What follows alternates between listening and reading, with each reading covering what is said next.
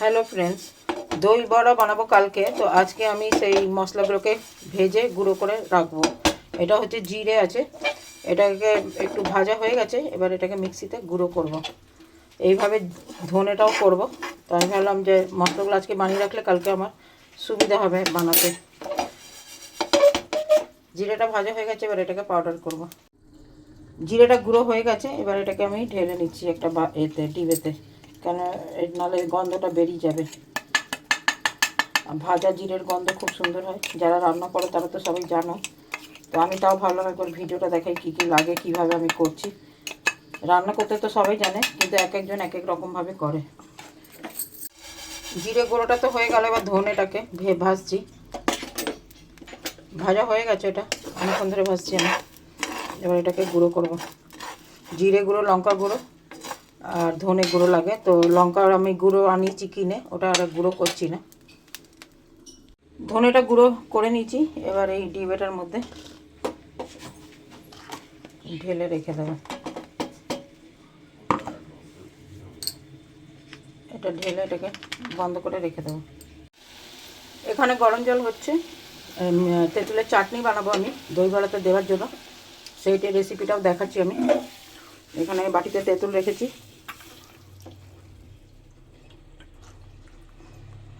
কিছুটা জল দিয়ে এটা ভেজাতে রাখলাম। আর এখানে ডাল আছে 300, এটাকে ধুয়ে ভিজিয়ে রাখবো। কালকে এটা বেটে কালকে এটা দেখাবো। এখন এই জলের মধ্যে গুড় দেবো। গুড় দিয়েছি, কিছুটা চিনি দেবো। এটা ভালো করে ফুটবে, তারপর কিছুটা মশলা দেবো এতে।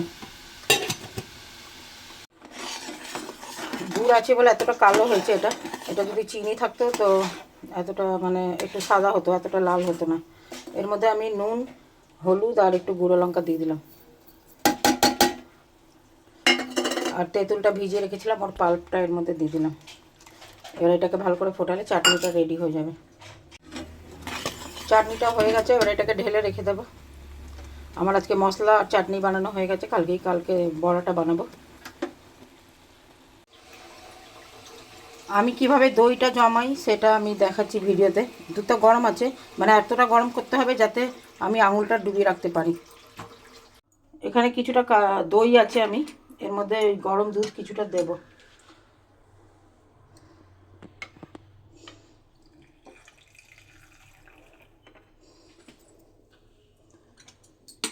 এটার সাথে এটাকে মিক্স করে ওই বাটিটার মধ্যে ঢালবো। আমি বস্তার উপর রেখেছি এটাকে, এর মধ্যে দইটা ঢেলে দিলাম। এবার এটাকে ঢাকা দিয়ে যাতে নাড়াচাড়া না হয়, এটা কালকে সকাল অবধি এরকমভাবে রাখবো বাটিটা। কালকে সকালে খুলে এটা দেখব।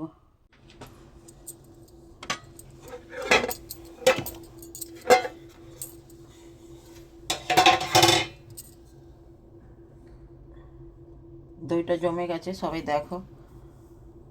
সেই জন্য আমি ভিডিও করলাম যে কীভাবে আমি দই জমাই, সেটাও সবাই শিখে নেবে। তো যারা পারে তো ঠিক আছে, যারা পারে না তো দেখে বানাতে পারবে কীরকমভাবে বাড়িতে দই। কাল রাতে ডালটাকে ভিজিয়েছিলাম, এখন ভালো করে আবার ধুয়ে নিয়েছি।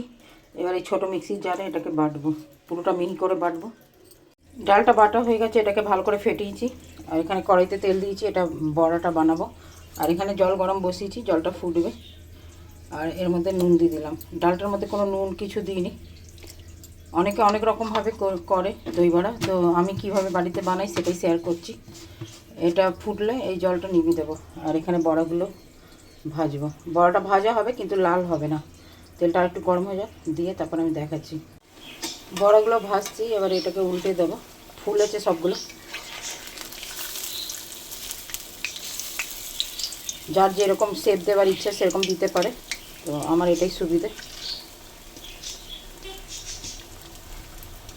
লাল হবে না কিন্তু এটা ভাজা হবে, এরকমভাবে এটাকে ভাজতে হবে।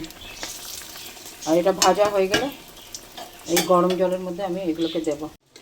বড়াগুলো ভাজার পর একটু ছুরি দিয়ে এগুলো একটু কেটে কেটে নিতে হবে, যাতে এর ভেতরে নুনটা জলটা ঢোকে, তাহলে এটা ফুলে আরও বড় হয়ে যাবে। এটাকে জলের মধ্যে সবগুলোকে আমি কেটেছি এরকম 2-3 বার কেটে, তারপর এটাকে আমি জলটার মধ্যে দিয়ে দেবো। এর মধ্যে হয়ে গেছে, এবার এটাকে ঢাকা দিয়ে রেখে দেবো 2 ঘন্টা মতো।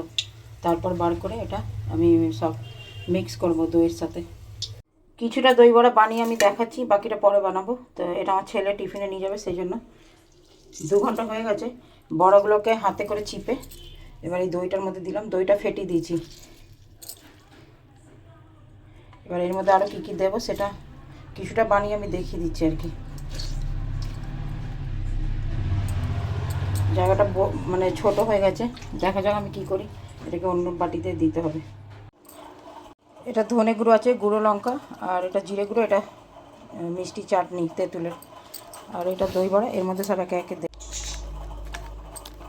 এটা বিট নুন দিলাম আন্দাজ মতো যতটা লাগবে, লঙ্কা গুঁড়ো দিলাম,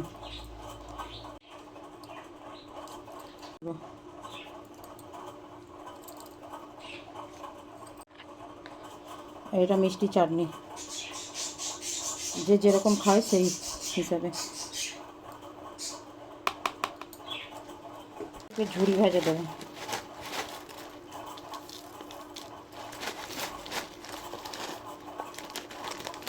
সবাই দেখে কমেন্ট করে বলো কেমন হয়েছে। আমি বাড়িতে কিভাবে রান্না করি সেটাই শেয়ার করলাম। আর কারা কিভাবে রান্না করো মানে দই বড়া বাড়িতে, সবাই কমেন্ট করে জানাবে। আমার রান্না কার কেমন লাগে সবাই কমেন্ট করে বলবে।